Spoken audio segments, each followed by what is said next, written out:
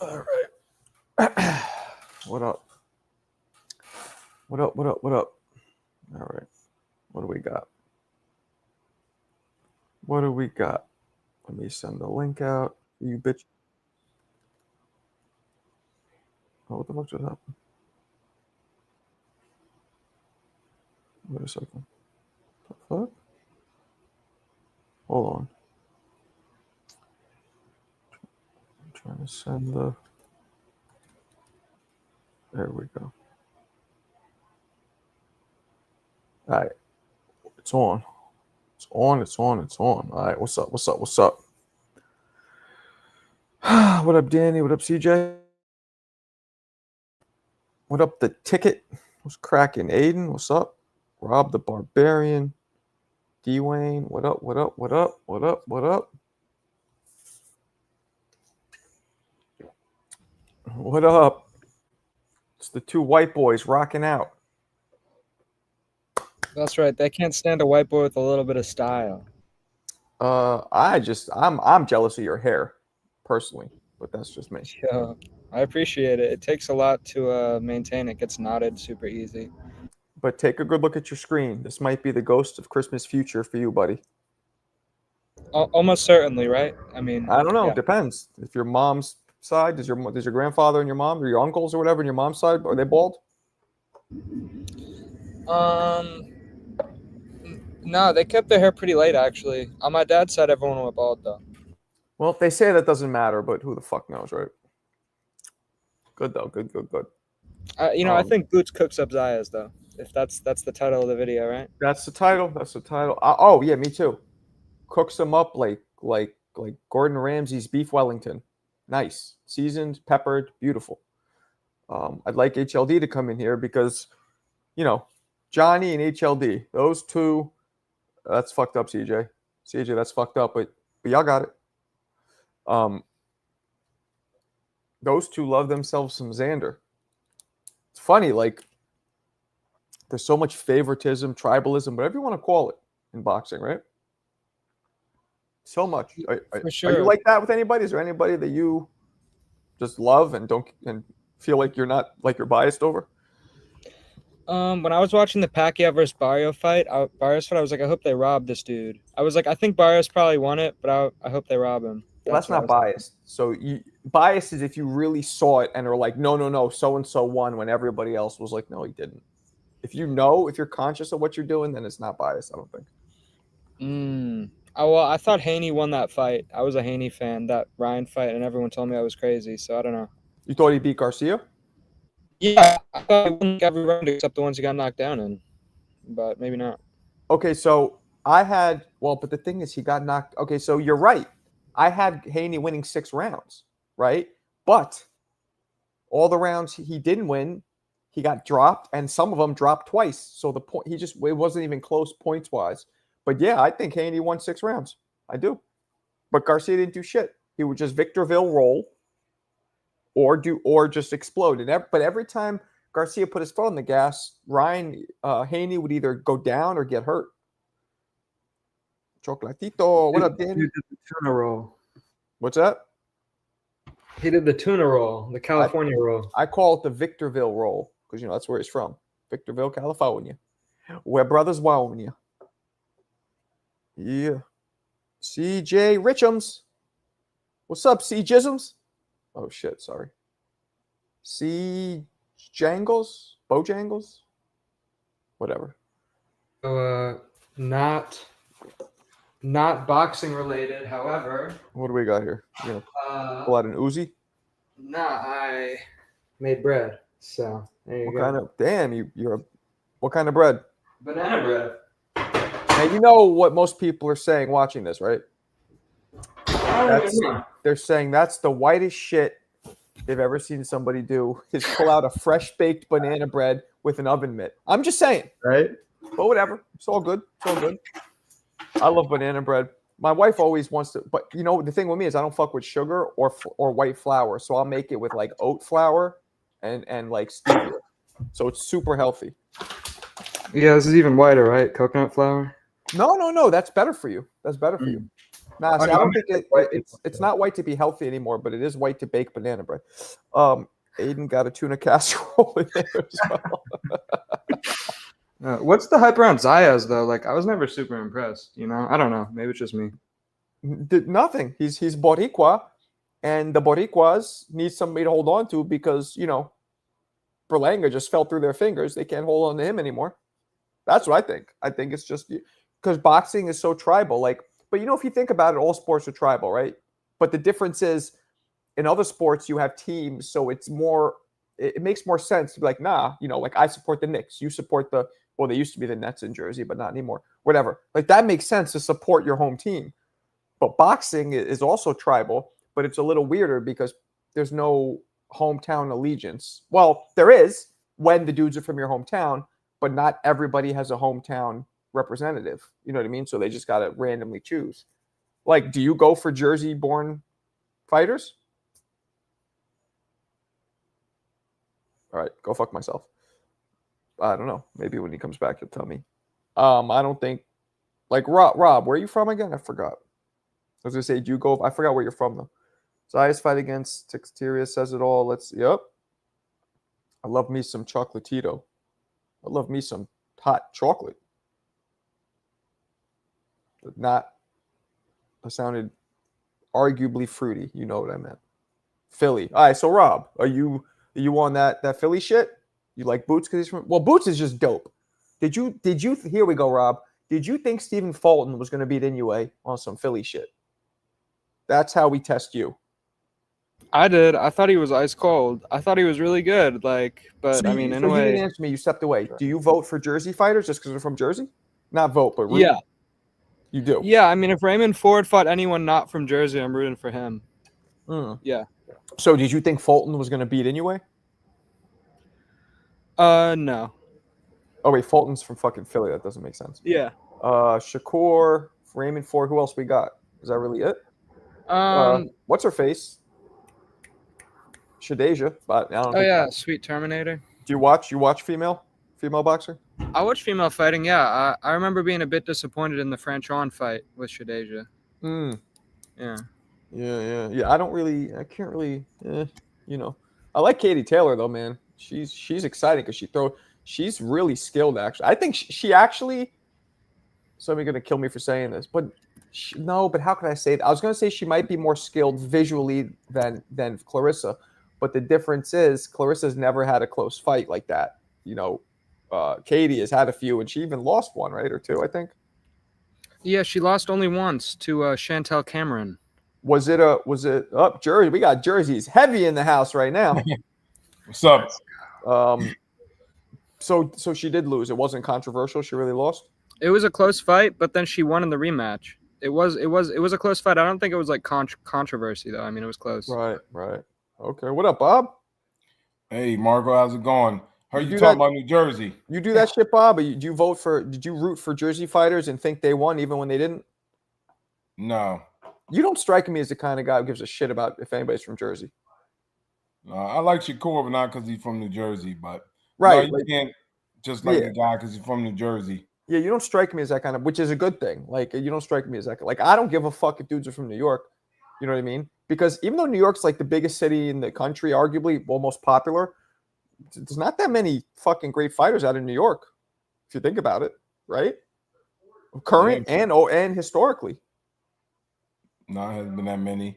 Nah, matter of fact, there is not one all-time great at it from New York, in my opinion. All-time great.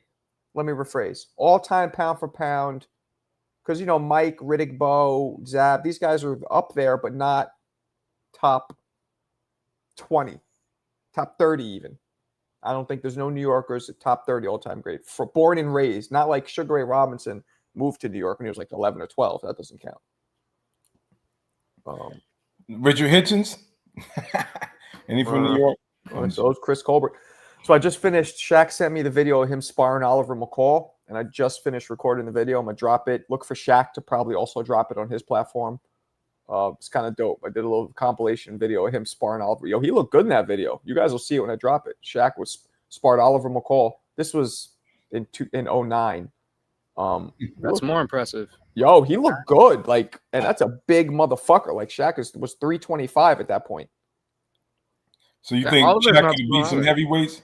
What's that? You think Shaq could have beat some heavyweights? I'm telling you, and I'm not just saying this because he's my man. Like, after you see this video, and this is with almost no fucking training, or you remember how fast he was to dunk and how agile, like it translated in the ring. It's considering his, yeah, man, that motherfucker would have been crazy if he would have actually dedicated his life to it.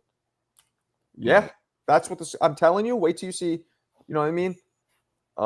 That clip, because he was throwing some heat, and he showed grit. Like Oliver McCall popped him, and he just got pissed and started throwing like some heat, like heat, flamethrowers. So I was impressed. I was really impressed with him. But yeah. I mean, you're a boxer, you would know. My impression was that two similarly sized guys, one of them's a boxer, like Oliver McCall, like the boxer always is gonna win if they're boxing. What do you mean? Like the more experienced dude? Yeah, like Oliver McCall is like, well, he was the champ. Of course. So the background is he was doing this exhibition match against Oscar De La Hoya, Shaq. I don't know if you ever saw that. He did one against Mosley, one against against De La Hoya. He had this show called Shaq Versus in 2009, where he went and he challenged famous athletes in their sport, just playfully, but challenged them, like in tennis, box. So two of them were boxing. So to prepare for the De La Hoya sparring match, celebrity sparring match, he sparred with McCall. Now, mind you, and I didn't say this in the video, but McCall was 44 at the time, and Shaq was 37. So, but it was an older McCall, but McCall had a titanium chin, throughout his career. So, yeah. But he looked good, and McCall, obviously, former heavyweight champ, albeit upset, unlikely, one-hit wonder kind of thing. Still, literally a one-hit wonder. The definition of one-hit wonder, one-hit wonder. But, yeah. You'd fight Shaq, Rob? What's up? You know what happened with him in the ring in the second fight? I don't know the details on that. He claimed to have an emotional breakdown. He started crying. But if you see his first fight against Lennox, as he's walking into the ring, he starts almost crying too. I believe it was a bit of a built-in excuse, personally, because he knew he might lose, and psychologically, like, I really do believe that, because he did the same shit in the second fight. The difference was Lewis was on his game in the second fight and was whooping him, and McCall just basically quit. So that's I think, and it might not be a conscious quit by in McCall, but it was definitely subconscious, like Victor Ortiz when he had butted Floyd and started, kept trying to hug him, doing all this shit to basically have the fight be stopped, but him not technically get knocked out or beat. That's my opinion. Some guys do that shit. Some guys, like Tyson against Holyfield, he was biting him and fucking, he didn't want to fight anymore for whatever the reason. Well, that's what I thought Ryan was doing in the Duarte fight. I was like, does he even want to fight? But he pulled it out, so I guess I was What was Ryan? How was he fouling? What was he doing in that fight? He was like fully turning his back and then being like, Duarte's punching me in the back, and he did it like 3 rounds in a row. He kept doing it. And I was he did that against Haney too. He's trying to do like James Toney almost. If you notice, James Toney would give you a total 90-degree or whatever, like a bladed angle. So I think he was trying to do that. So and there, you're right. There is a fine line between moving and turning, giving a bladed angle, and turning your back. Because you turn your back, even though there's no real rules in boxing, we've established that is grounds for disqualification. Like, you lost. It's quitting technically.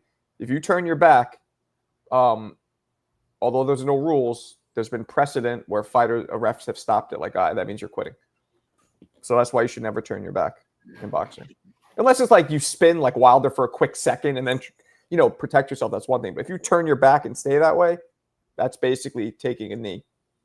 Actually, no, it's quitting. It's not even taking a knee. That's quitting. That's saying fights all. That's a wave off credentials. That's a bitch. I mean, move. unless you're Tank, right? I mean, well, Tank took a knee. He didn't turn his back.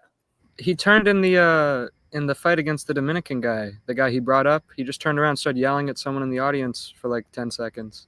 Did he? And the ref was like, yo, stop. I don't remember that. Unk, I could see you doing that, to be honest. Can you see me doing this? Is this clear, Ryan? Do you see this? Fucking Midwestern hillbilly. The bladed angle. Yeah.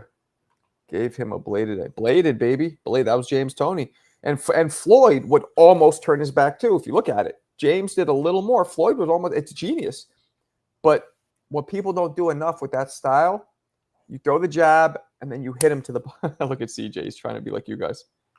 Guys, everybody who comes in, you got to put your state.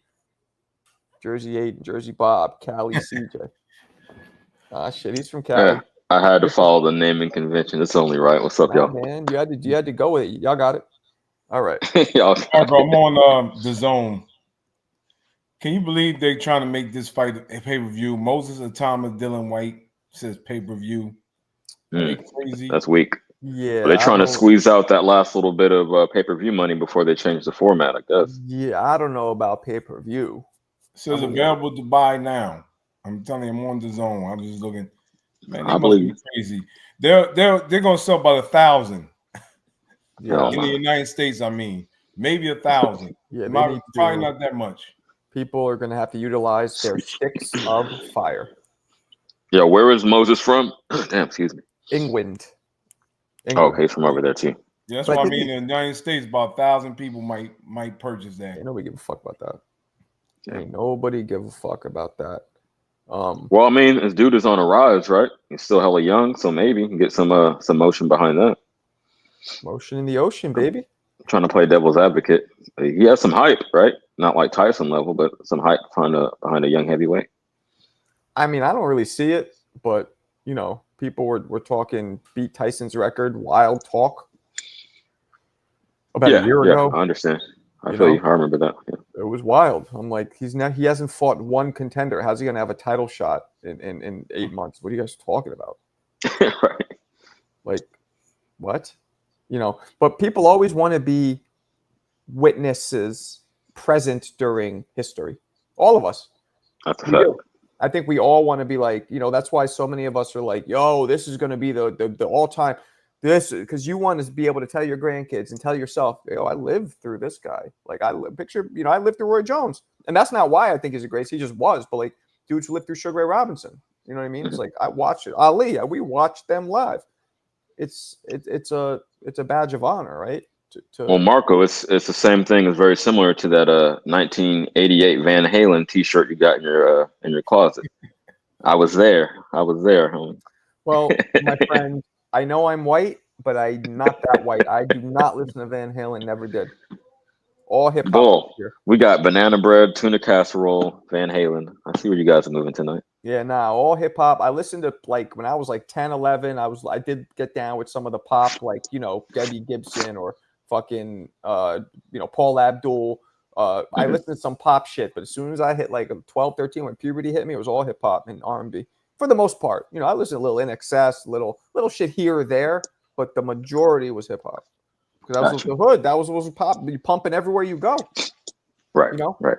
Who's the worst artist you ever listened to? Because MC Hammer's first album was all right.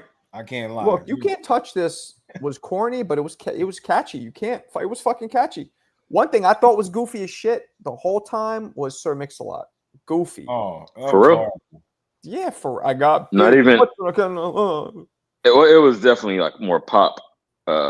Moving in that direction, but even Bust the Move. It was pop, and I liked it, but it wasn't like that wasn't real hip hop. The 2 Live Crew was horrible. Oh shit! They were horrible. Yeah. But Vanilla Ice I never liked, but it was catchy, but I didn't buy it. You know what I mean? Okay. I didn't have the cassette tape at the time. I know Bob mentioned MC Hammer. No Oakland slander while I'm present. Please. I don't mind the Cranberries. I never had their album, like I said, but like if it would come on, like it was a little whiny, you know what I mean? Like a little yodely, like, but it wasn't bad. Okay. I remember they had that one hit. I'm not too familiar, but Linger, right? That shit. Yeah. Well, it wasn't bad. Yeah. You know what I mean? Like I can't fuck with country. I can't fuck with like heavy metal, death metal, whatever. I can't fuck with that. You guys know what freestyle is? Do they have freestyle in California? I know Jersey. They Yeah, do. man. I thought it originated from out here, the way they used to play it on the radio. So All the freestyle, all Latino freestyle artists. sounded like this. Do, do, do, do, do, do, do. Exactly. It That was had the all freestyle. same similar beat. It was You're like my techno mixed dream with hip hop. girl. Do, do. Yeah. So that's I listen to freestyle. I liked some club music like Groove is in the Heart, Delight kind of shit. You know, that was all kind of dope. Mhm. You like house music? House music all night long. They still have house. House Yeah, they music? do. Of course. Damn. It I wasn't used to bad. spin house when I was a DJ. I did hip hop and house. That's so dope. That's super dope. It was Yeah. fun. Nah, in where Yayan lives in Indiana, they just got the Debbie Gibson records. They just made it down there. So Oh, my. Yayan's chilling. Nah, man. So yeah, it's mostly hip hop though for me. Mostly hip hop and R&B. Love R&B. Oh, and you guys have seen my videos. I love dancehall, reggae. Love dancehall. That's my shit. Then Man, that's where we part ways. But to each their own. you don't fuck with dancehall? Nah. I mean, I haven't given it like a real legit try. It just never caught my ear, you know. Damn, you don't like dancehall? Nah, champ. Okay. I love dancehall. Like, that's my shit. But you know, going to these clubs, going to these like fucking growing up, grinding on the ladies, on the honeys. Like Jamaican girls can dance. I'll tell you that. And maybe it was a regional thing. Oh, yeah, we don't have like Jamaicans, Puerto Ricans, all the different varieties y'all got out there, so it's less. I know, Bob, more you like limited. dancehall, right? You must. Nah, my wife likes that. That was all right. Shaba ranks. Yeah, or like It's the lover, man. so many. Yeah, Beanie Man. Oh, well. So many. Well, the girls. Yep. Or I don't be listening to that, but it like- sounds good. I just looked it up. Murder She Wrote. Murder Remember She that one. Wrote. Yeah, man. That shit is dope.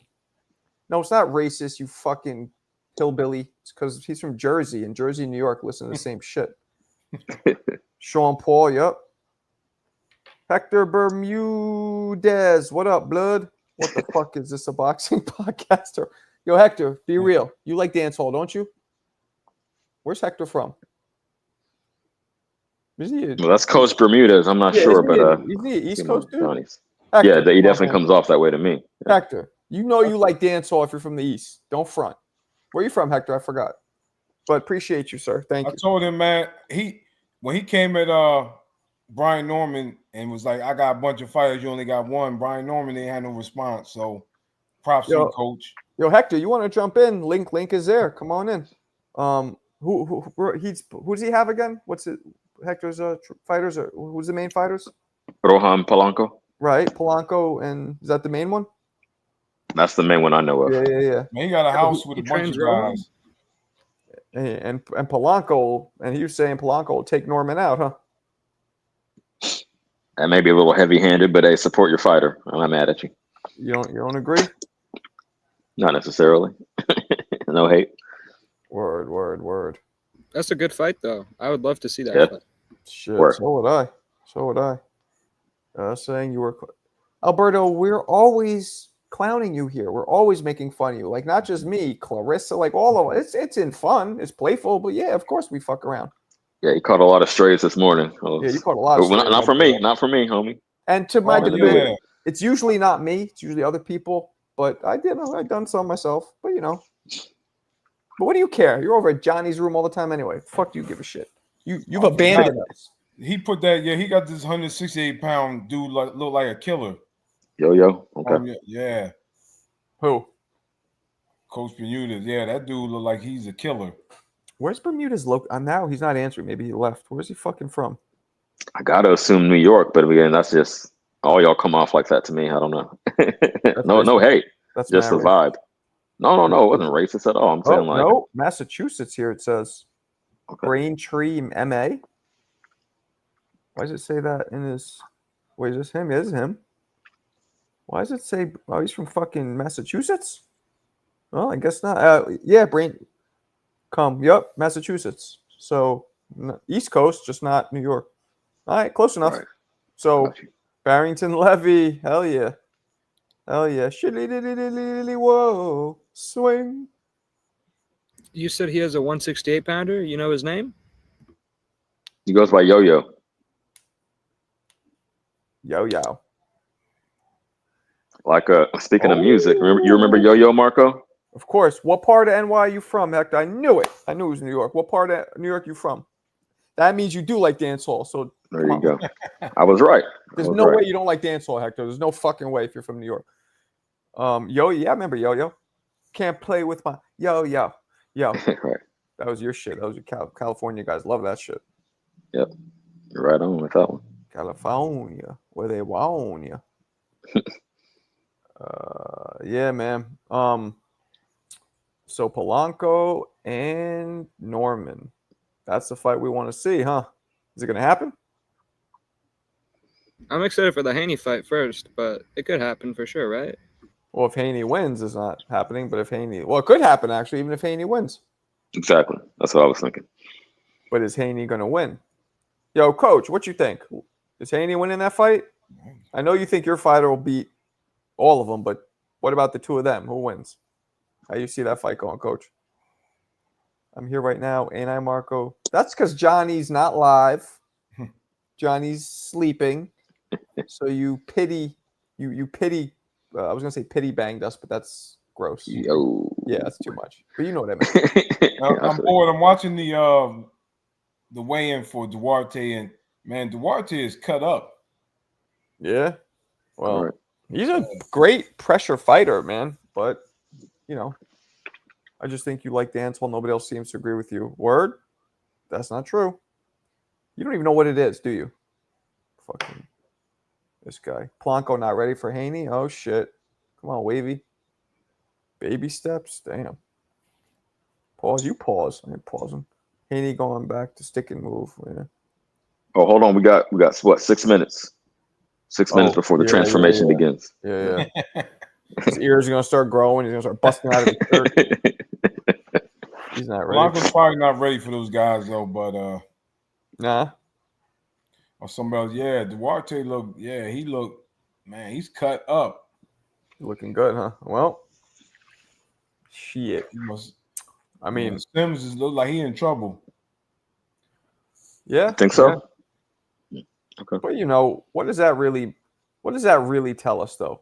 Dude's physique, right? I mean, Not he's much. a pressure fighter. Look like he's gonna be coming out. Sims gets hit a lot, in my opinion. His face is always bruised, cut up. And Duarte's landing them heavy punches on him. I think he's gonna put him to sleep. Yeah. Yeah, man. Is that fight tomorrow? Yeah, it's Yes, tomorrow. I don't even know if I'm gonna watch it. I Damn, probably. homie. Hey. I'm gonna be out with my son. I'll be back probably by the time the fight starts, so I probably will. We'll probably get back around 11. Me and my little man with his punk ass. Don't say that. No, I'm just kidding.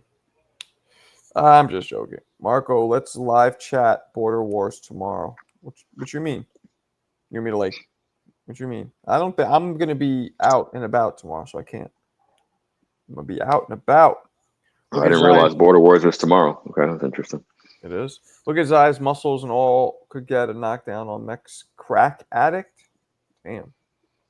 All right. Racist, no? Very. Crack addict. Oh shit. This guy.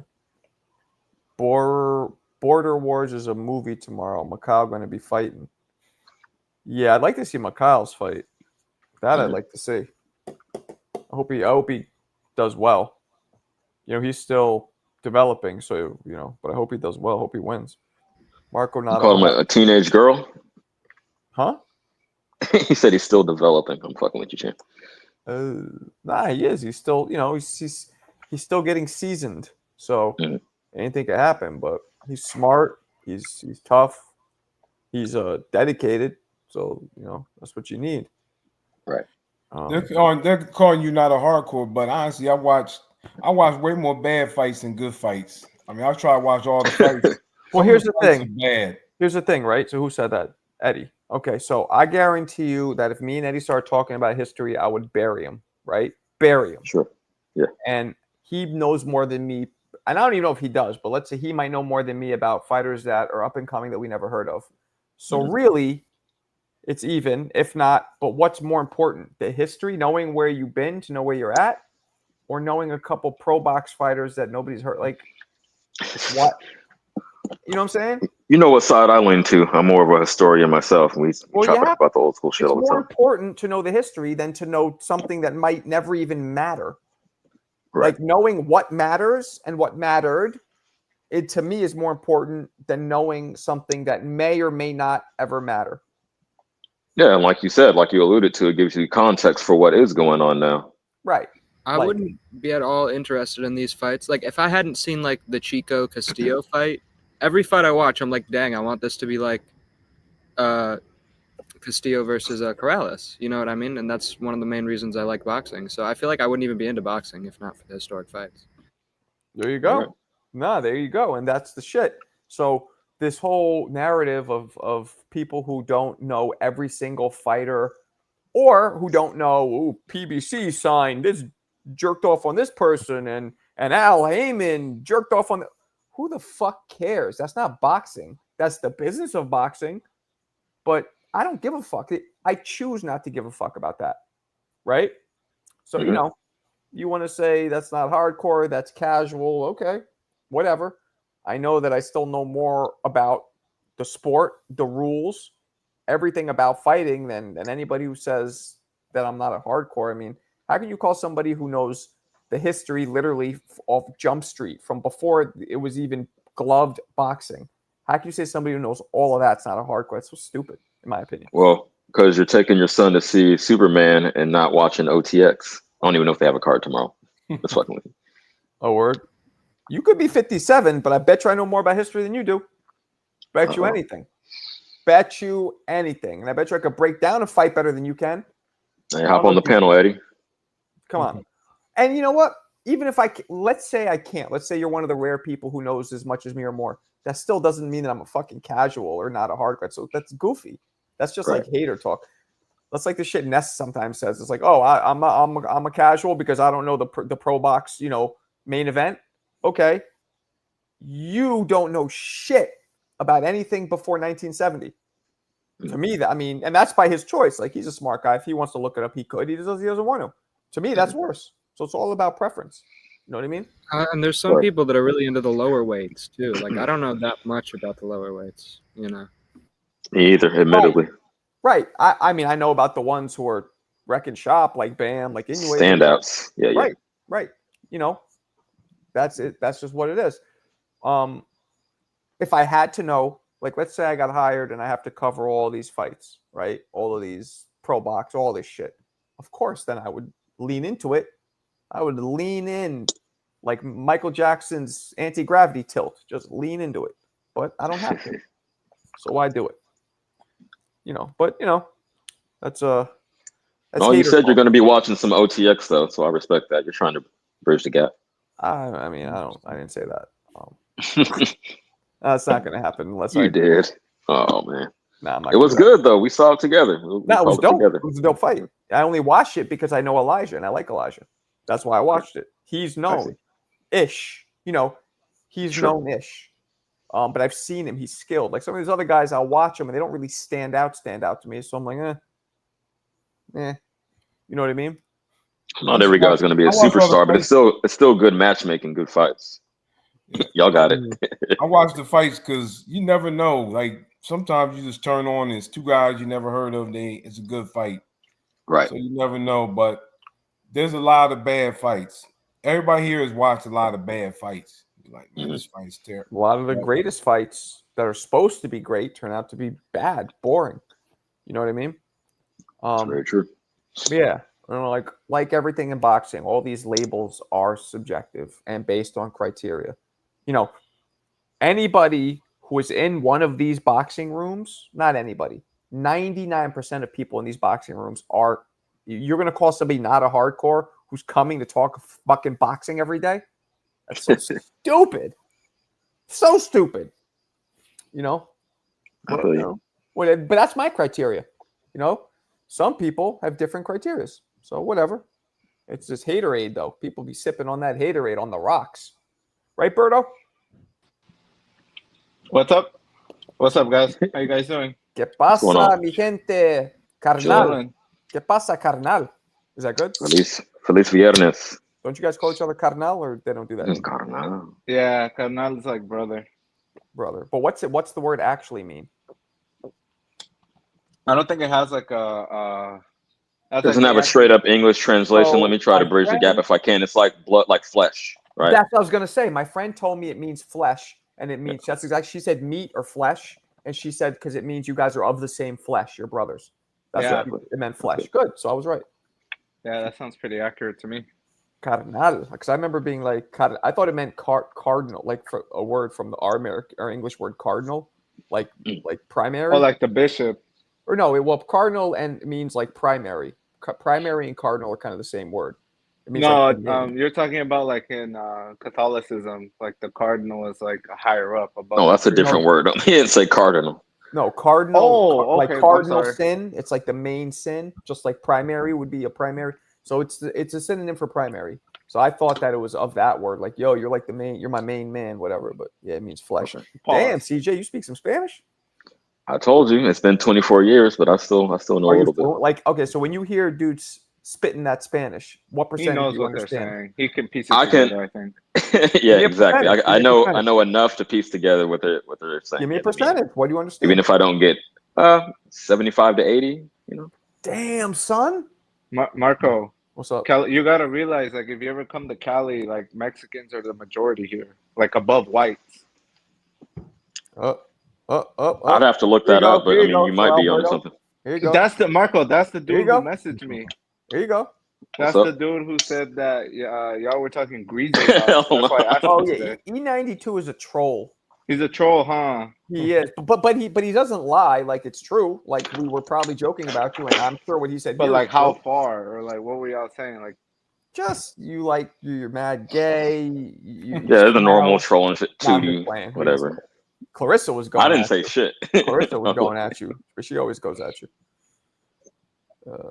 what is that? What did he even say? He said he's here because Johnny and Two Tone didn't go live tonight. Mm-hmm. $5. Oh, do you snipe people, Marco? Because like Johnny, No. like dudes will send them $100 to like snipe people off the panel. Johnny, Yeah, that they'll happened to him send the other Johnny day. 100. Well, 200. Some dude sent him 100 to boot someone off, and then he said 100, bring him back on. I mean, I remember I was there that night.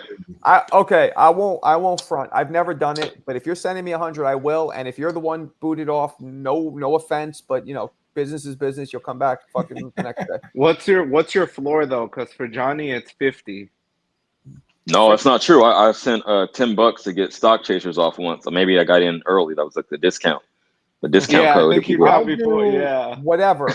Well, let's 25, 25, 25, 45, 45, 45. So How whatever. much for me though, Marco? I'm a day one, I think, on this panel.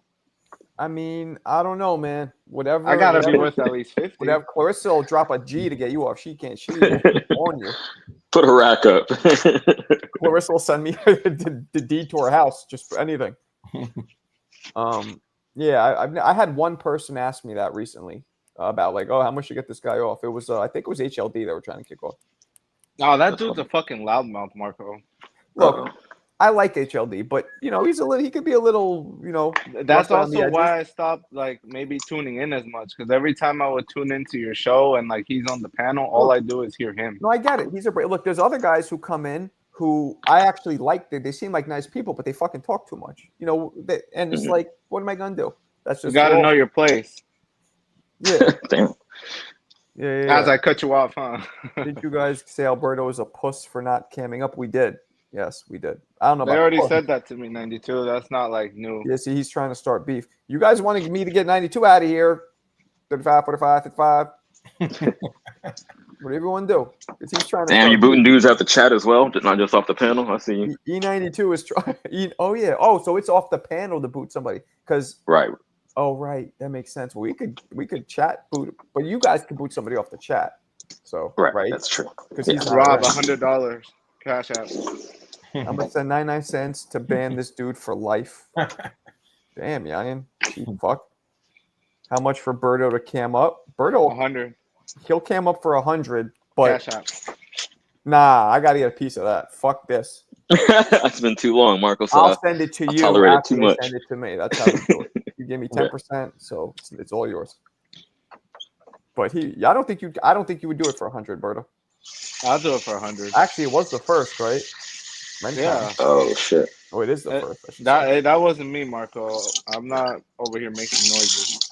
CJ, stop taking a leak. I'm getting my dog some water. You got it. I know it leaked. Nah, see, Alberto's clearly sounds like piss. Yours sounded like a sink. Nah, Marco, watch. I'm gonna cam up one day. I'm literally making a coffee. I'm gonna show like my Keurig machine. I have like the Keurig Supreme, so maybe you could hear it because it like brews really good coffee. You know, it'd be funny if Alberto cams up and he has fucking full face tattoos and piercings everywhere. That'd be hilarious. Oh no. Just some shit we don't expect. Like, what the fuck? Hey, I got one of my. Go What's ahead. that? We don't. I was gonna say I got one of my exes a Keurig as a severance package, just so we left part on good terms. Give the dog some beer. Yeah, we went out to dinner tonight, me and the family. I'm mad stressed, man. I gotta sell this fucking business. It's just taking way longer than Marco, I'd I like. thought you said you were gonna sell it like in I've been on the March. market. It's been on the market. I've had people interested. Then it's all fallen through, or the offer's too low, or whatever. It has to get there soon though. Try a different realtor. I'm not. You don't use realtors for this. This isn't like homes. It's different. Yeah, commercial. That's why it's having a little more That's why it's harder because it's not. That's the thing. There's no comps, right? So it's like I'll sell it for whatever somebody will end up paying for it. Like I have an idea of what I want, but like, it's not like a house where I could be like, well, 7 of them sold just like this for in this neighborhood. I got you. It's because but Marco, it's not like the It's like Jerome Powell. He won't lower the interest rate. So right now people don't want to make those kinds of purchases. Well, this is different. This isn't a purchase where somebody's going to get a loan for it. They're going to drop the cash straight up. And it's, you know what I mean? I'm not selling it for millions or anything like that. I wish millions, but it's not at that level. It's, it'll be decent, but not millions, unfortunately. If I get what I want, who knows? I might have to settle depending on the situation, which, we'll see. I bet he looked like every Mexican from Indiana. What? Oh, talking about Berto. Why would Berto look like a Mexican from Indiana? I can never do what you do in boxing, Marco. You're one of a kind, brother. Right. Didn't he say he knew more than you? Thank you. I know. I was like, is he being sarcastic? Well, if you're not being sarcastic, Eddie, appreciate it. Thank you. Mark, you could have border wars at your building. Game border wars my building. Amateur boxing. What's funny? Me and Tia thought about before COVID. We thought about throwing boxing shows in the showroom. We literally thought about it. You could fit we probably couldn't fit with the ring in there. Probably only like 85 people or whatever, 75 people. But we thought about doing that. But it's a lot of work when you got to bring in a ring that you got to break it down, bring it in, set it up, break it down, get it out. But we thought about that. Funny. I know all about that from wrestling. But yeah, the insurance and all that shit.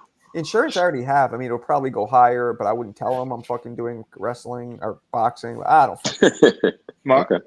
But I'm not doing it. So what's up? Marco, who do you have? I haven't been here. Do you have Sims or Duarte this tomorrow? Duarte, señor. Duarte, mucho gusto. But how come? What's your take? Sims doesn't. Duarte is more of a pressure fighter. He has really good power. Sims could outbox him, could tap him up a little bit. I think Duarte is gonna overpower him with the pressure. Gonna hit him. I think that's the thing I don't get though, is because Sims is he's from Southside Chicago. I don't know why he's the B side. Like on the poster, he's like sitting on the B side and stuff. So he's probably the judges are gonna favor Duarte, right? So Sims probably needs to put on a masterclass to get the nod. Mm-hmm. I don't know. It's not looking good. Yeah, I don't know. It's that's the kind of fight that we would rather go here and talk about fucking fantasy matchups than watch that fight. Like that kind of Nah, Marco, you're tripping. That's gonna be a good fight.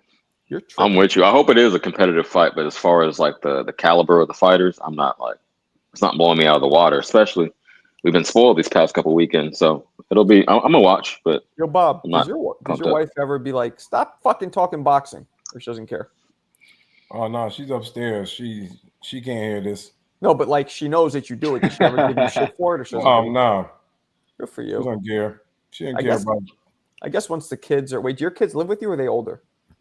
They still live. Yeah, they live. That's what you heard yesterday. They're in the right. basement. They're playing video games. But I Now- guess your kids are like I still have an 8-year-old, so like she's not fully self-sufficient. Yours are self-sufficient, right? They Yeah, can, my son, one's 25, the other one's 19. the 25. Oh, so they're okay. So they live with you out of choice, but technically they're on their own, right? The 19-year-old's in college. My 25-year-old, he just gave his girl a ring, $4,000 ring. I thought you just said Yo, he just gave her. Daddy. So he's getting No, married. he's trying to get married, but expensive around here. So I told him he could stay here, save his money. What's so I can he afford do the ring. for work? He teaches like me and my wife. He teaches at a charter school. Math. runs in the family. Yeah, he's teaching math. We all teach math. He looks That's just crazy. like you. Teaches math. Yeah, That's dope. So that was my point. Your kids are self-sufficient. So yeah. you're like with me, I think one of the reasons why Tia sometimes she knows this is going to be my career, so she kind of lays off me now. But because we got the kids and like it's a lot just for her. You know what I mean? But you don't have that. Those days are done with you. Now, Marco, my sons and their friends, they're all doing YouTube pages. I don't know what they're all trying to do YouTube pages. What kind of topics? Like what genre, if you will? What niche? My younger son is doing video games, but now my older son, he wants to do like basketball videos. Like they want to do debates like Kobe, Jordan versus current guys. You never know what'll blow up. You never know. Like, how many people I've met through my boxing shit? Like, how many celebrities? I just had who the fuck was it? It was Emmanuel Stewart Webster. He just liked and commented on my videos. Like, ain't no way. I swear to God, he's a big boxing fan. I found that out after. So many people. Like, I'm shocked. Like when I went to that boxing event that Turkey held in Brooklyn, I was recognized like a lot. Like mad people recognizing me, and it felt great. It was dope. It was like, oh, I'm not making enough money, but at least it gave me some feeling of like, okay, I'm making a dent. You know what I mean? Yeah, you got some momentum. I feel you. Since boxing is a niche sport, you can do that more than if you were talking about like the MLB, for instance. I think maybe not. I don't know. Maybe. I mean, again, I got recognized once in the wild. I was at Playland in Westchester. You guys know Playland, right? New Jersey, you guys know it. And some kid recognized me. But other than that, I've never been. But when I go to boxing events, forget about it. And I kind of like that. Like, I would never want to be to the point where like I'm like Stephen A. Well, I don't think he's recognized that much, but enough. I don't want to be. I don't want my day interrupted. But I want to go to where I'm going and then be recognized and by my peers and respected. That's kind of dope. Did you hit up Eric Gomez? I did. No response. Oh. No, and he might have not got it. Like I said, it might have gone to his the gulag. Yeah. So the only way that's going to happen is when I meet somebody who knows, and I might know people who know him. I just don't know who. Like I'm cool with a lot of fighters now. I just don't know who I could be like, yo, hit this guy up for me. Give me his number or tell him, that I'm going to hit him up. That's all it takes is for them to look for the DM and then they'll find it. So free Shannon Sharp. Is he in jail? Nah. Who's he got fired. He lost his gig and he paid a bag to some sex worker. Not a good look, but he got it. He got it. Yeah, 23 million is no joke, and then he lost his job too. Obviously, he still has Club Shay Shay and other things he's doing. He has the other podcasts with dude. Today, Gilly from Wallow and Gilly, right? He gave Wallow $49,000 for his 49th birthday. Like this, he pulled out. And you guys ever do that? Like, especially if you're struggling and you see like other people that are just so fucking well off and don't even have that perspective of how much money that they're. You know what I mean? I don't know. Sometimes that gets me or I'll see somebody who has we made one. Like, you never see that kid who goes around interviewing entrepreneurs? He's like, how much did you make this year? You ever see that kid? No, I haven't. No, white kid? Nobody? He has like 12 million followers, subscribers on YouTube. I know exactly who you're talking about. Right. Huge. White kid, looks like he's in his mid-20s. He goes up to people and just says, with the orange hair? No, he's a brown hair. He says, excuse me. And he goes to random people sometimes. He'll see like somebody wearing an expensive shirt or get out of an expensive car. And then some of them are like he interviewed Shaq once. Like some of them are set up. But he goes, excuse me, how much when did you become a millionaire? And the guy's like, how'd you know? And then he just gets business advice from every kind of variation of millionaire or billionaires in America, and it's pretty dope. But he'll go to these guys and I'll hear the amount of money. Like one of his questions is, "What's the most amount of money you've ever made in a single year?" Another question is, "Have you ever been broke?" And then another question is, "What financial advice would you give people?" And it's dope listening to it, but like it just sometimes I'm like, wow, this guy sold I sold my company. What's the most you made? One guy was like $2 billion. I sold my company, 3 years ago, and I'm like, wow. He'd be kind of out of pocket though, Marco. I remember one time he was asking people like, "How much do you have in your savings account?" I'm like, "Damn, like that's I never heard TMI, him no?" say that, but and a lot of people are uncomfortable talking about money, and those are the ones obviously like I don't think he interviews because I've never seen him really ask. And some people avoid it, like a lot, and then he's like, what, 200 million more, like some people just give a roundabout figure. Some people will tell them. Some people avoid the question, like a lot, but most people are fine with it. But like that's like Bob, you were saying, like look at that lane that this kid chose, and now he's probably wealthy from it. So I'm like my son. So he plays basketball. He's super athletic. So I videotape him working. I'm like, why don't you put some of his workout videos? But he just want to do. He was want to do video game content. But I was telling him he should do all kinds of stuff. If he could, fucking do 360 dunks with his head by the rim, or if he could hit mad threes or whatever, if he could do anything that's outstanding, it could catch fire. Yeah, it's true. Like I'm talking about the 19-year-old. Yeah, he just wants to do. He's like his lane is doing these. So he plays the video games with his friends, and they do comedy or whatever. Doesn't this sound a little? Uh-oh. Rob was wild. Rob, what kind of shit are you on, man? I reject that offer, as CJ would say. I get what you're saying about the whole people with money thing, because I'm like, I feel like it's nice to get advice and stuff, but when someone's like, oh, just like read a self-help book, it's just like, bruh, you know, I don't know. But what TCP said, meanwhile, 90%. I mean, people are, I'm going through it right now, and I know I'm not alone. I know the economy's bad, and like I never thought I'd be in this position ever.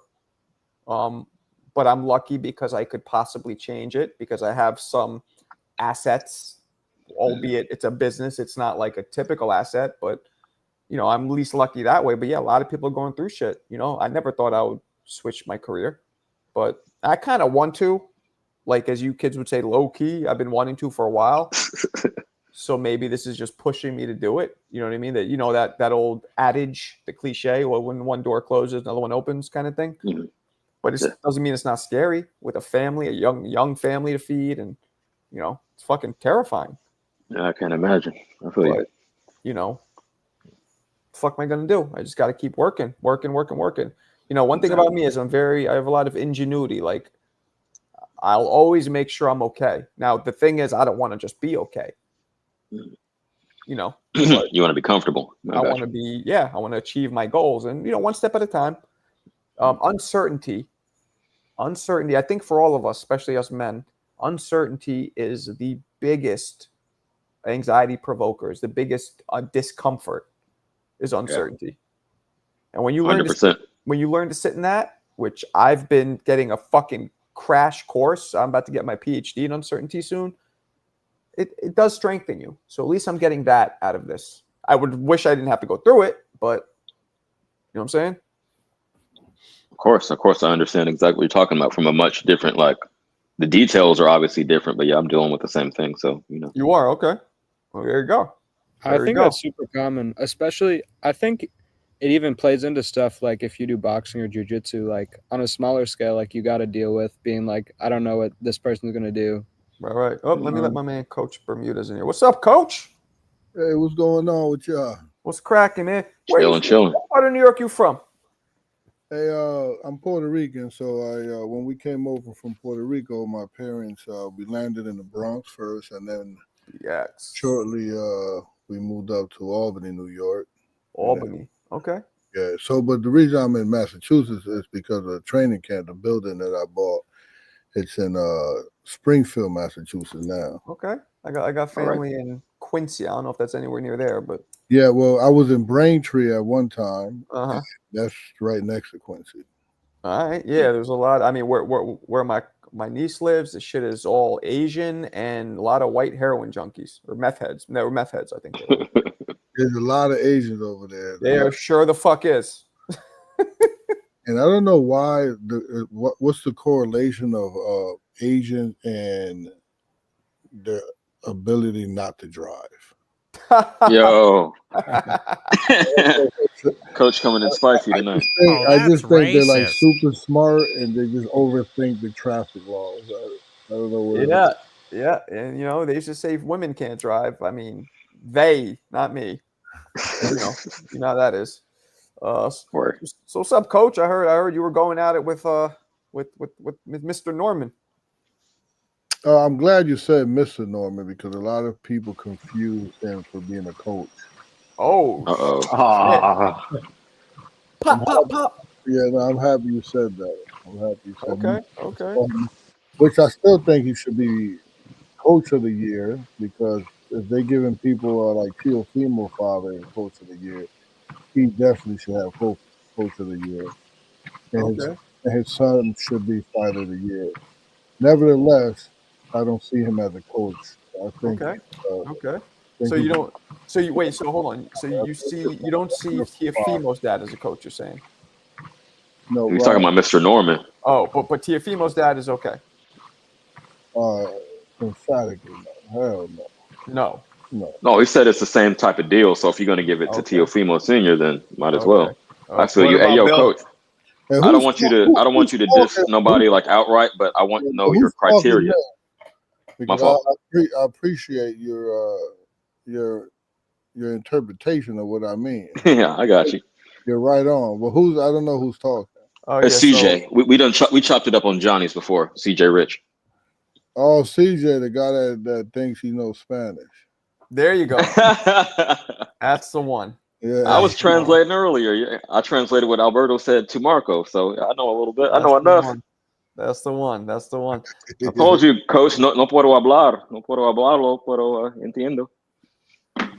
Coach, thoughts on Bill Haney? Say what? I wanted to get Coach's thoughts on Bill Haney if he's a real trainer. Oh, that's a good one. I'm gonna say he's gonna say no, but let's hear him say it. No. I think he's a genius. But is he a real trainer? No. He's a promotional genius. You mean a promoter? Yeah, he does what he does for his son. I mean, he's been doing it. People also, I don't know, some people I come across, they think he just started doing this. He had a YouTube account, and he was out. I remember him and his son was just going across the country sparring. He been putting in a lot of work with his son. I think he's a genius. I think he's awesome. As a coach, no, he's no. Okay. That's what I was getting to, Coach, as an actual real coach. Listen, man, I'm a coach. This shit ain't easy. No. Oh, I feel you. But what's the criteria? Like, I understand they're just boxing dads, but like, if you had to break it down, what makes him not a coach, or what makes a real coach, rather? Well, when you say you're a boxing coach, or you just have one fighter, or you have many fighters, could they call? Listen, everybody here, the 6 people on here, you could just throw a towel over your shoulder and say, "I'm a coach." Yeah. Right. And then also in boxing, you don't have to have any type of experience. You could just be a pro fighter. That's absolutely true. Yep. Right. Yep. So if they want to call themselves a coach, all right. All right. How about this one? Do you think that coaches should have had to have fought themselves in some capacity? Absolutely not. I had some fights, yeah, but as amateur, I never went pro. But no, the history of coaching, not just boxing coaching, the history of coaching teaches us that one is a different eye, and just because you did it doesn't translate well that you're going to be a great coach. The history of sports tell you that the great players that try to become coaches They're no good at it. And no. So to answer your question, no. I think that you, Marco, if you don't know, let's say, I know you're like a historian, but let's just say that you don't know anything about boxing, and you come in here and watch me wrap hands, and I teach you how to wrap hands, and you got fucking 100 hands under your belt of wrapping hands, right? You're gonna be good at it, Right. and you have to not ever. Or I could show you how to teach someone how to jab. I could tell you that this weapon could be used for defense, for offense, for gauging distance. And then I could show you in history how it works, and you could watch it. Now you know the mechanics of how to teach it, and then you could become a great, person to teach someone how to jab. So no, you don't have to be. You don't have to be in the ring getting punched on to know that you can. Okay, so under that logic, then why wouldn't somebody like Haney be a coach since he's been doing that with his son for countless amount of years? He is a coach. Not a good coach, though. Maybe so. He's a good because sometimes as a coach you could be. I had a world champion when I was 20-something years old. I trained Verno Phillips. Oh, I remember. Yeah. So now, did I know about boxing like that? No, I didn't. But what Verno needed at the time, he just needed someone to hold his hand, make sure he's in the gym, make sure he ain't partying, make sure he's in training camp, right? And every day, just bring him to the gym, bring him to the hotel, bring him back to the gym. Mm-hmm. I did that for years when everybody else counted him out. Mm-hmm. And then we get a Lupe Aquino fight for the WBO title. Right. And we win.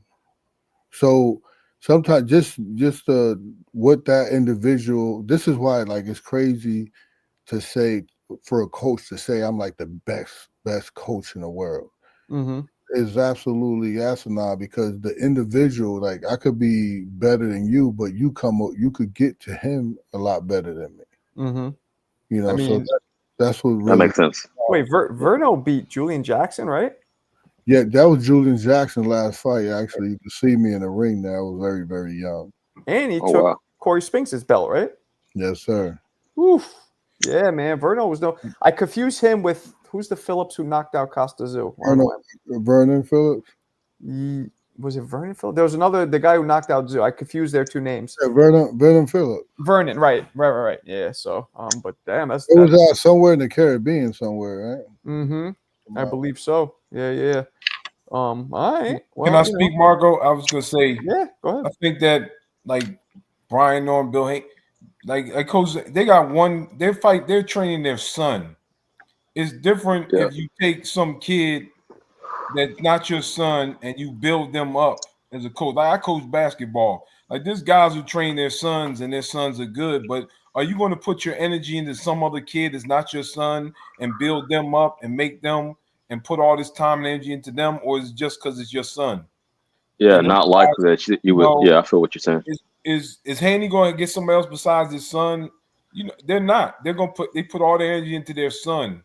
Coach Benu's got a lot of guys that he's dealing with. Coach got a stable.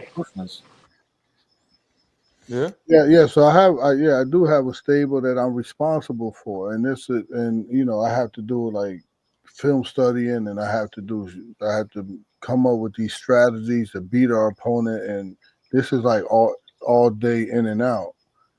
So then somebody just come to just have one person the whole life. I'm jealous. Coach, you were thinking of Vince Phillips in Jersey City. Yeah. Vince, that was me. Yeah. I wanted to ask what type of fighter is Rohan to train? If you could tell us, you said some different fighters need different things. What type of fighter he is to train? Very easy because I know that he's brash when it comes to the public, which I actually taught him that. I taught him to you can't be mediocre. You can't just be in the corner quiet like he would like to be. You have to express what you see. and he see that he's better than people, and I'm like, express that. You have to express that but other than that, and he's quiet. He don't come out his room until it's time to train. He's upstairs now. He trained today. He just fought. Was it Saturday? Right. So wait, so the stable lives. They're all in the same house. Yeah. So when I was shit. when I lived at when I Kevin Rooney trained me. I don't know if you know that, years ago when I was an amateur. Catskills? Yeah, I lived in the Catskills for with 2 years. I was with him. I lived in his house, and same shit. We had a stable. Hassam Rahman at the time was an amateur. We lived in the same house. A couple guys you might have heard of: Terry Ray. Obviously Vinny Paz. A couple guys. Yeah, so that's cool. That's also Was when you was there, was Edwin Rosario there, or was that before your time? before. Yeah, no, when I was there in 92, 93. So Mike had already left. Kevin was locked up at that point. It was, I guess, Hassan, Jeremy Williams. Remember him? He's a good friend of mine. Yeah. Jeremy is like my brother to this day. Hassan, Jeremy, a guy named Terrence K.O. Lewis, heavyweight. I don't remember him. He was up there. I remember I'm right there in Albany. So Right. I fought. I mean, I won second place in the Adirondack Golden Gloves. That was in Sarasota, in some fucking high school up there. Saratoga, yeah. Saratoga. My bad. Yeah, that's where I got second What place. year was that? 93, I believe. I was That's 16. I was the youngest one. Kevin did shit like no headgear. I was sparring grown men, no headgear, pros. I was a fucking amateur. It was it was a crash course in boxing. I'll tell you that. I bet. Fuck. That was dope. Floyd Patterson will come down there still all the time and visit. And that's when he became commissioner, around that time? I believe so. That's exactly correct. I believe so. Yeah. He was commissioner. You know what happened to Kevin, right? Kevin Rooney. I was confusing with the son and Kevin. The father. So Rooney is the one who trained me, who trained Mike. So what do you mean? What happened to him? Well, right now he's in a house. Has very severe Alzheimer's. He can't even talk. He doesn't know what's going on. It's sad. My dad died of that same shit. So. Actually, what's crazy is when I was in Braintree, he was by there. Like there's a hospital by Braintree, Massachusetts. Yeah. I mean, they say a mix of the head trauma, and he used to drink very heavily. Oh yeah, I lived with him. I mean, he used to get fucking whacked, tanked. But those were crazy days. But I didn't know coaches still did it like that. That's dope. Old school. Have all the people in the stable in the same house. Yeah, I was gonna say, in both Coach and Marco's cases, it sounds like an insulated thing where you could really monitor the kid, the fighter you're training, and make sure he's doing the right things day in and day out, moment to moment. That's cool. Well, and here right now, I have people like it's all over the world that they come here. There's a kid here from Belgium right now, of course, from Dominican Republic, Venezuela, Ireland. It's all over. That's dope. Yeah, that's cool. Yeah, man, that's cool. So how many fighters you got living there? So they go in, and I usually when they fight, they go back home, and then when they start training camp, they come back. That's how we did it too. Yep. Yeah, but someone like Rohan just lives here. Okay. Yeah. Okay. So like we had, I believe, at the most, I think it was like 7 or 8. Oh, this building, I have like I think I have like 13 rooms, and I've been there. Wow. I have 13 rooms, and I think 10 of them. I think I have 2 empty right now. Wow. Okay. Shit. That's dope. Yeah. That's dope. Okay. I think Robert Garcia has fighters like that too. He houses them. Yeah, he does. He has a ranch. Yeah, I mean, so Polanco, who's he fighting next? I don't know. I kind of got caught up in listening to people, and what was his name? What's his name? He was on a podcast. Zayas. Oh, Vega, Alex Vega, Puerto Rican. Yeah, Vega talked. I don't know. I feel like a fool now Why? because Vega, this fucking guy, he's like, you should fight Jose Zepeda. You should fight Jose Zepeda. And I'm like, listen, Polanco fights anybody. Uh-huh.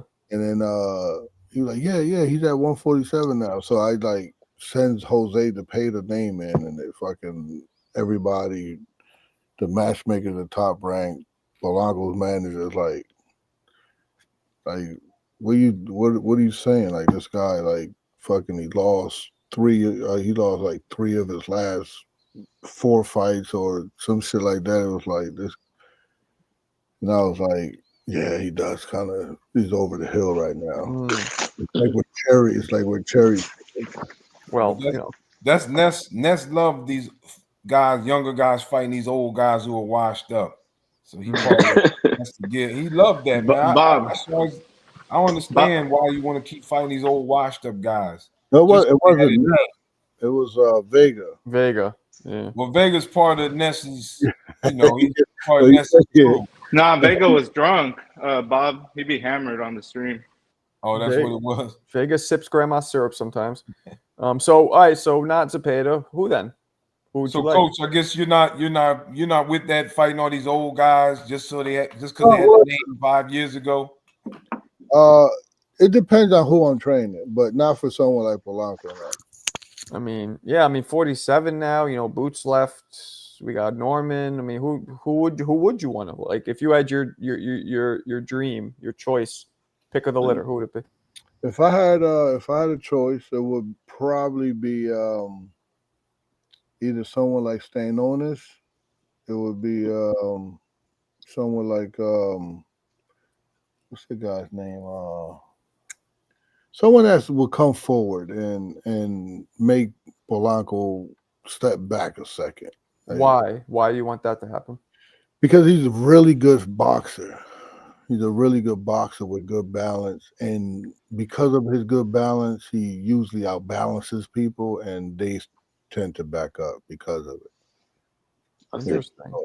So I would like to, if you see he's an Olympian, so he know how to box. And I would like to at least touch that in a training camp once or twice, or we go against someone that, we would have to box. Because I think his true nature is counter punching. Okay. What makes him exciting is he's a come forward counter puncher. Actually, you're probably familiar with this from the Catskills. The mentality of going forward, but you're also counter punching while you're coming forward. Yeah. Right. That's kind of Customato style, Yeah. I agree. Yeah, it was. Customato style, though, was a weird style because I really feel like it only works for people with a specific body type. Stature, yeah.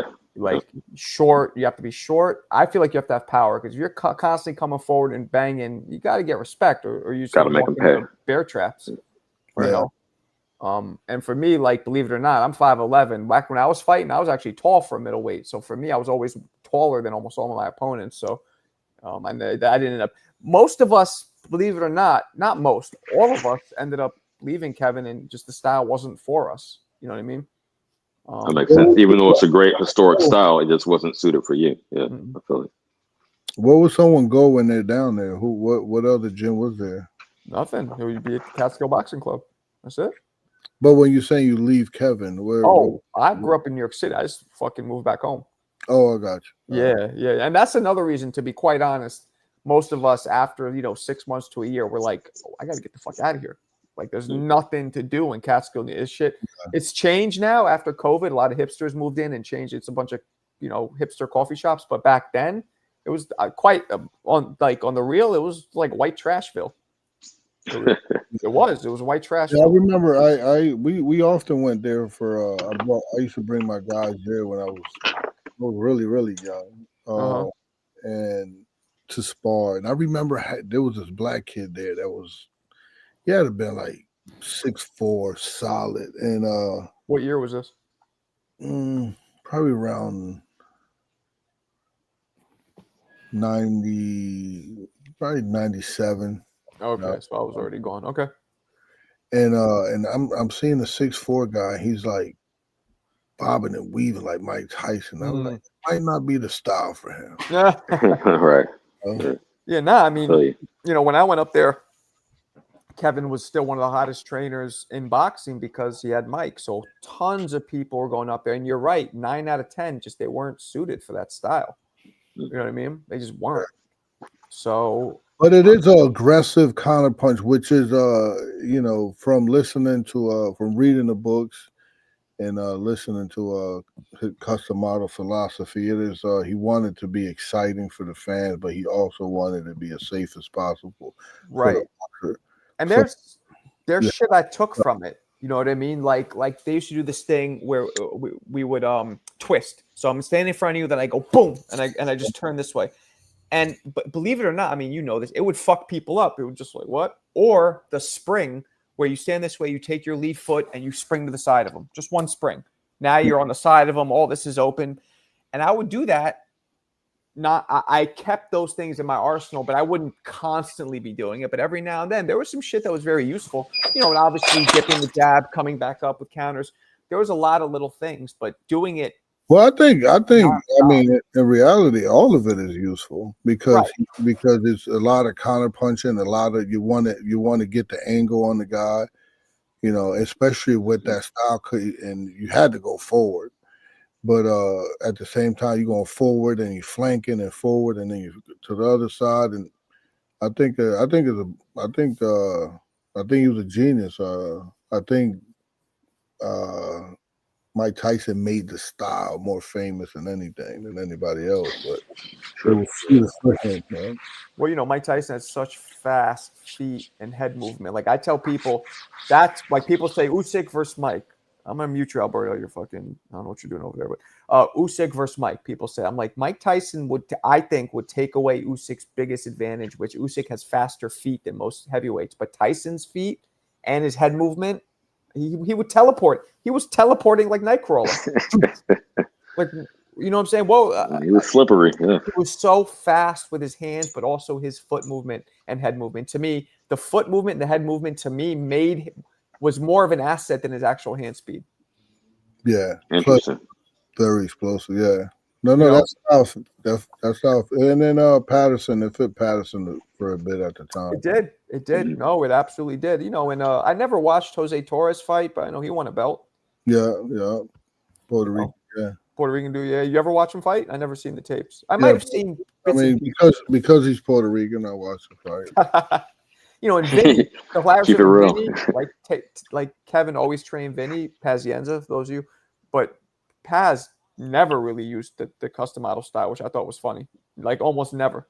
Yeah, no, I just think Kevin Rooney was a really good coach in the sense that he was really tough, and I think he Pazienza, then the Italian thing, but Pazienza was, he kept him in check like that. Kevin Rooney didn't give a fuck. He's call you out if you fucking up. I was gonna say he was a very honest person, like just in life, because like I said, I live with him. Just in life, very honest. We'll call you out. Call you out. I remember one time I'm like 16 and I was feeling kind of down. I think I was missing home, and I'm like, "Yo, Kevin." He's like, "What's wrong?" He's like, "Wow, what's wrong with you?" I'm like, "I'm kind of missing home, man. Like, I'm feeling kind of down." He goes, "All right, here's what I'm gonna do." So we lived at the top of a hill. He goes, "I want you to go outside, start running down the hill, and I'm gonna get in my car and I'm gonna run you over, and you won't have to think about it anymore." Oh shit! That's old school. I could see it. Yeah, that sounds like I feel sad. He's like, "All right, I'll just run you over, and we're done." It was funny, and it worked. It kind of made me laugh, and I felt better. Oh yeah. Did you know from being there? Did you know Jimmy Farrow? No, that does sound familiar though. Who is that?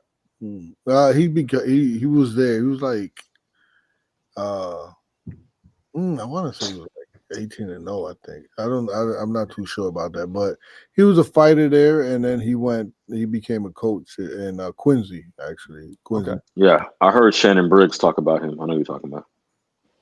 Yeah, he was awesome. He's awesome. But the way you were talking, he picked up a lot of, I guess, the slang from there. He talked just like that. Yeah, well, Kevin was a Staten Island guy. They got their own fucking language over there. Staten Island. Yeah, I mean, shout out Johnny in the chat. I was cool with Steve a lot. He managed me a little bit briefly. He passed away recently. I'm sure you heard. And actually, I think today, Muhammad Ali brother passed away. Oh, the one who was a fighter too. Rahman Ali. Oh man, Robin. Yeah. Okay. Yeah, that's too bad. Yeah, a lot of these guys are. Yeah, I mean, he was 80. Yeah. Father Tom is undefeated. Sure. That's a How old fact. are you? How old are you, Hector? 49. Oh, we're about the same Okay. age. 48. All right. Yeah. So you said you had amateur fights? Yeah. How many? And what weight? Well, I thought I had a lot more than what I really had because I thought I was counting smokers. Yeah. And I don't know if you remember Bob Miller. Who's that? Bob Miller was like he promoted Mike Tyson's like first 17, 18 fights. No. So he was like a local promoter that Caton and them used to move Tyson and Troy and Albany, Lakes Okay. and Falls when he used to fight around the Adirondack area. Okay. So he always used to throw smokers. And then on ESPN, I actually was watching back the Polanco fight, and my name popped up, and it said I had 70 fights. And I was like, I didn't have 70 fights. You had more? No, less. Oh, way less. I was gonna say. And what weight were you? Oh, no, I had a newspaper clipping of my first fight. I think I was 56 pounds. Oh, you must have been young. Yeah, so, no, I've been boxing. I was 6 years old. I was. Okay, that threw me off. I was like, "What? Okay, I got you." Yeah. Okay. Right. Okay. And you never had pro fights? No. I think my first fight was when I was 8. Started very early, so I fought, and I had a lot of fights. But I don't think I had 70 fights. But I don't know how they would know that anyway. So your first fight when you were that young was in Puerto Rico or was here? In Puerto Rico, yeah. Okay. That's what's up. Yeah, man. That's and so what was your final weight like when your last few fights? What weight were you at? I started training. I started training fighters when I was 15. Damn. That's when I started. That's when I had Verno Phillips, like our first world champion. I was like 21. So if you could break down for my viewers all the champions that you've trained, I'm sure you know them.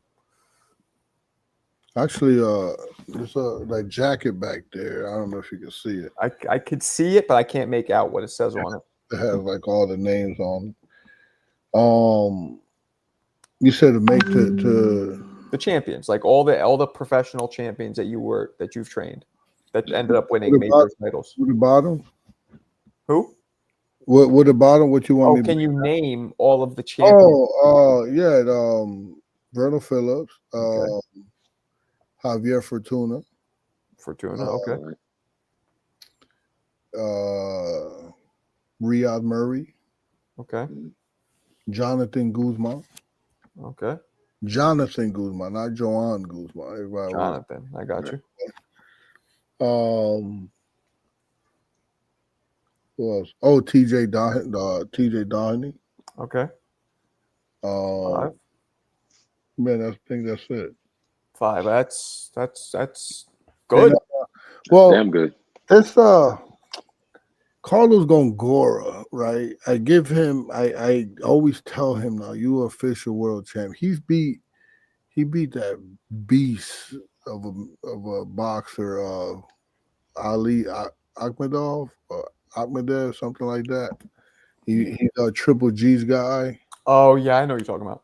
Oh man, that fight was like during COVID, and that was a war, and it was for the IBO. And I was like, I'm gonna say you're a world champion only because of who you had to beat and what the fuck you had to go through to get it. It was he was hurt, he was down in scorecards, and to the last round he knocked the guy out. Awesome fight. I feel that. Okay, I'm going to go back and peep that. Who I love asking people this. Who are your top 5 greatest of all time? Pound for pound. Yeah, I don't really have one. If I have to say one now, of course, it would be Ali is on the top. Okay. Then I would say Robinson, and Okay. Mhm. I would say Hammer and Hank, and then contemporary. I would man, just so many. I love them all, man. Sugar Ray Leonard was awesome. And then I'm kind of young, so this is just me watching them over, and then like fucking reliving that time in my mind. So I'm probably like my imagination takes over, so I'm probably putting more than what it is. But if I had to say contemporary, one of them was I loved Roy Jones. There we go. That's Marco's homie. Yeah. There we go. Yeah, I think Roy Jones was probably like phenomenal athlete. Like, Yeah, he sure was. he wasn't. Amazing. I can't really name someone more talented than him. And a lot of us don't put Floyd in there, and I don't. But he probably should be there, shouldn't he? Yeah, because he has something where he could argue that he probably had the best defense in boxing history. Best defense, flawless record. You know what I mean? The record don't mean nothing because or the money or the record doesn't mean. Well, nothing. to me, the record does mean something in this instance because he fought so many former champions. Like he fought everybody. So to me, it matters in this instance. But you're right. In general, it would matter. It would matter if it was even. If it was like even going in, like you didn't really know who was going to win. The odds, I feel you.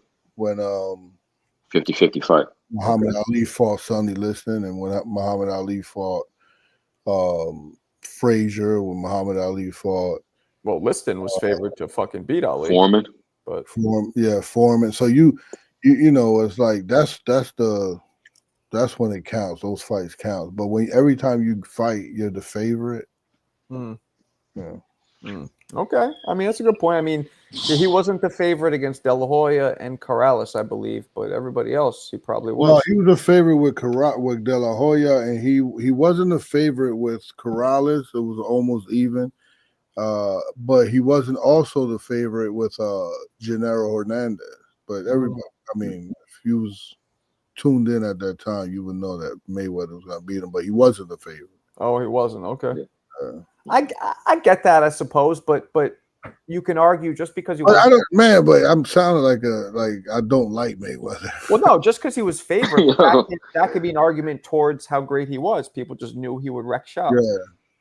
Yeah, but there was other fighters that he could have picked that was tougher at the time. But I think he's, I think that's genius. I think that's what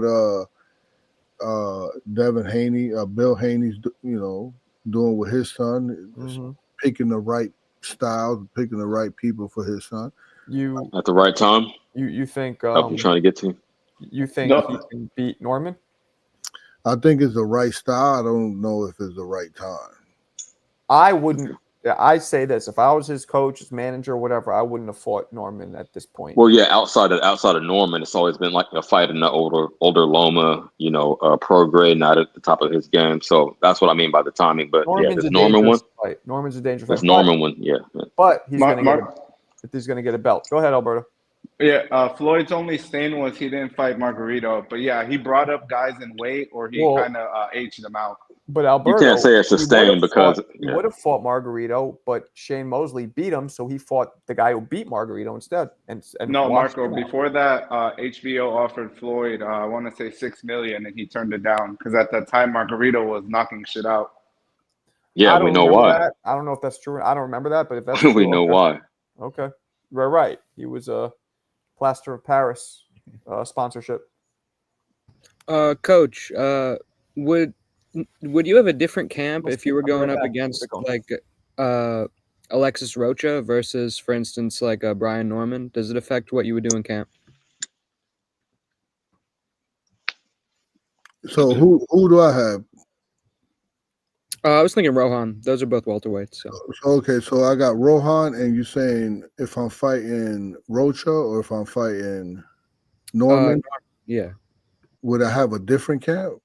Yeah. Do you switch up the camp based on the style of fighter? We constantly work on him. We constantly work on Rohan, and and to better him, to better himself. And then we have we do film study on the guy, and we just pick up a couple of things that that'll be hard to break within a training camp, because I've done this before where like people do certain things and then when we fight them they don't do that, you know, and it kind of like throws. I remember when I remember fighting Rohan fighting Caesar Francis. And we're doing film study, and we found out that Caesar Francis cannot go to his right. He'll do 2 steps to his right, and then he'll fight his way. He'll disengage and then go right back to his left. And then if you cut him off right, he either clinch you or he'll just scatter. Like he'll do anything he has to do to get back going left. And then the fight starts, and this motherfucker's smoothly going right. And we're like, oh, you know, because we didn't think about cutting him off when he went to the right. We just stayed on his left side because he's gonna come back. You know, we call it. He's gonna come back home. He's gonna come back to you because he's not going right. So we didn't even bother cutting him off when he went to the right. And then when he fought us, he was just going to the right and jabbing and fighting to the right. Like, oh shit, this motherfucker. Wow. He learned. You know, exactly. You know. Wow. So Alexis Rocha, no, I think I won't do anything different. We just train. The kid trains hard. The kid work on his craft, and that's why he believes in himself. Because when I'm sitting him down and we're watching Sugar Ray Leonard, and we're watching all these good fighters with phenomenal technique, and then he's practicing that. He knows that sometimes he has to fight. Sometimes he has to use technical stuff, or be a boxer. And sometimes he has to say, listen, fuck being perfect.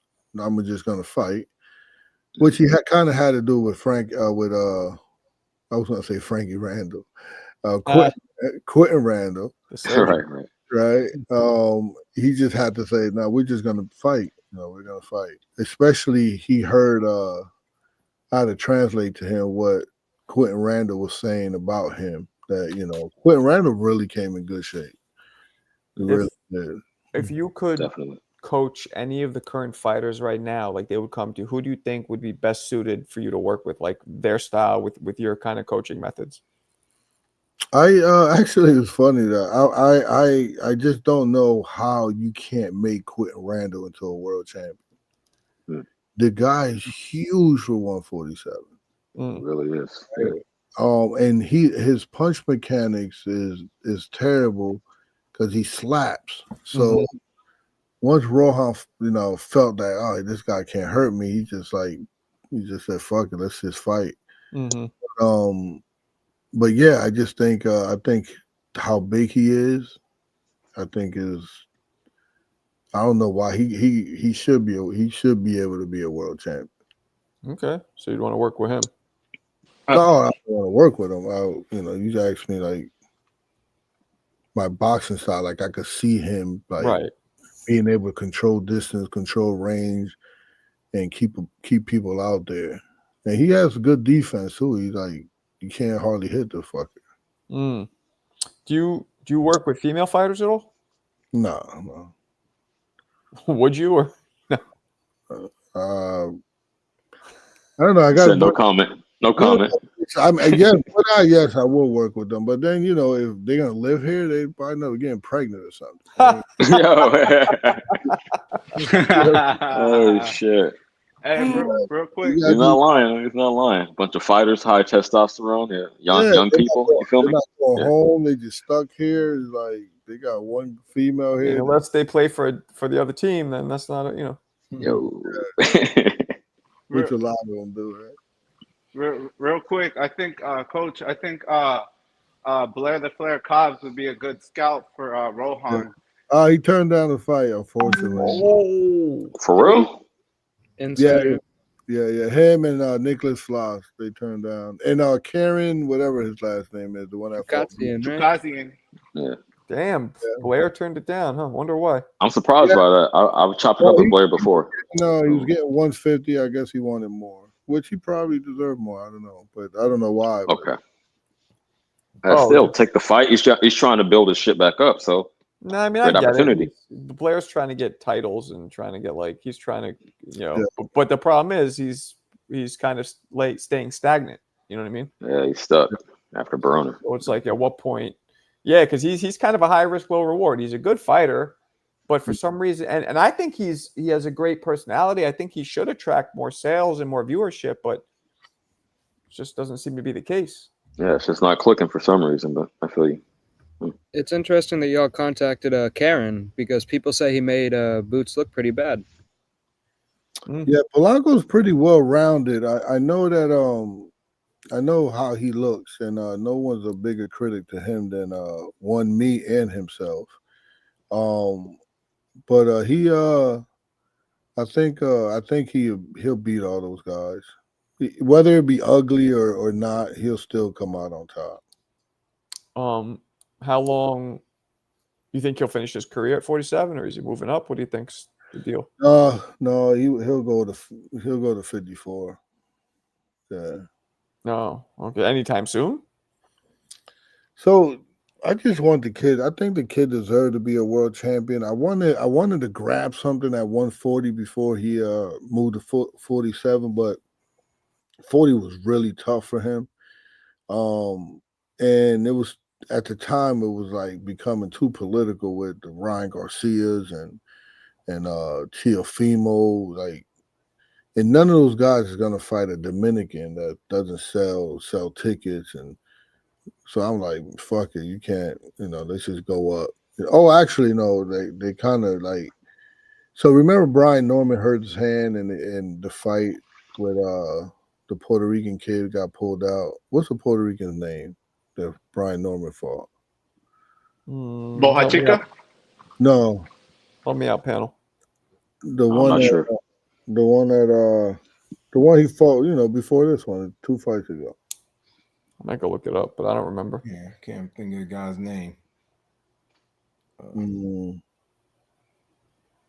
Anyway, so Santillan fight where he was like kneeling down next to him. Santillan. Cuevas, they're saying. Oh, Cuevas. yeah, Derek Cuevas, perfect. Thank you. So Cuevas, he Brian Norman was supposed, Brian Norman knocked him out, but the first time they were supposed to fight, Brian Norman hurt his hand. So they asked us, will we fight Cuevas, and the winner fights Norman? So that's why we're at 147, and then nothing happened. Then we fight the Lobo Torres, the Puerto Rican dude, at 47, and he was ranked 10. We grab a belt, bullshit belt, and now it's like we're stuck at 47, which it was okay because it was hard for him to make 40.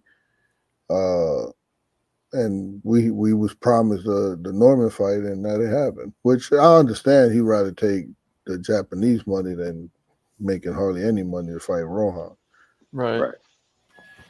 Man, I mean, hopefully that Norman fight. I mean, so who would you prefer to win between Haney and Norman? I think Norman would be the easier fight for Rohan. Oh shit. Yeah. Okay. Just because of the style. Yeah, I feel it, actually. Yeah. I mean, I think Rohan's ready for, if he wins, he wins, but he's ready, he's ready to go. He's ready for either, huh? Yeah, he's ready. His defense intact. His transition from offense to defense is intact. He's ready to go. His speed is there. He's strong. His IQ. He's a good fighter. He's ready. He's an Olympian. Like, damn. Okay. He's 26 years old. He should. Yeah. The strength comes through. If he could sell tickets, like if he was Puerto Rican, he would have been world champion by now. Oh man. So you think that's holding him back? The fact that 100%. Like, 100%. They don't. Dominicans really don't sell. I mean, he has pretty good momentum himself, but like Dominicans don't really sell too much. In general, yeah, I feel what you're saying. Business that, like, no matter how talented you are, sometimes you can't crack through that that last barrier. Glass ceiling. You know what I mean? It's all about. It don't matter if you're Olympian or not. It's about how many asses you put in seats. I have a kid that his name is Carlos Gonzalez. I think he's ranked number 10 or 11, 12, something like that in the WBA. He walked in my gym about 2.5 to 3 years ago, not knowing anything about boxing. He just walked in. He caught a federal case. He wanted to get off the streets. He comes in, and he was actually going to get drafted to the Phillies. He was a high-level baseball player, shortstop, and he got in trouble, and that didn't pan out.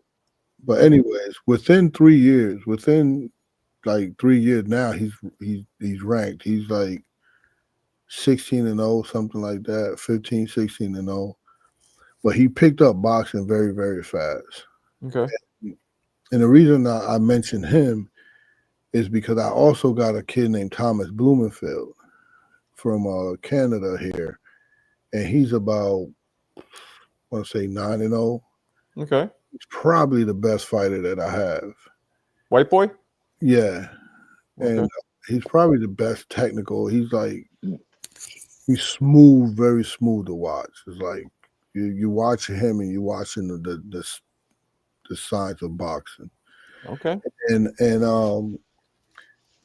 he can't really sell tickets because he's from Canada. And this kid here is known from, like, he's from Springfield, and he'll pack any house just by himself.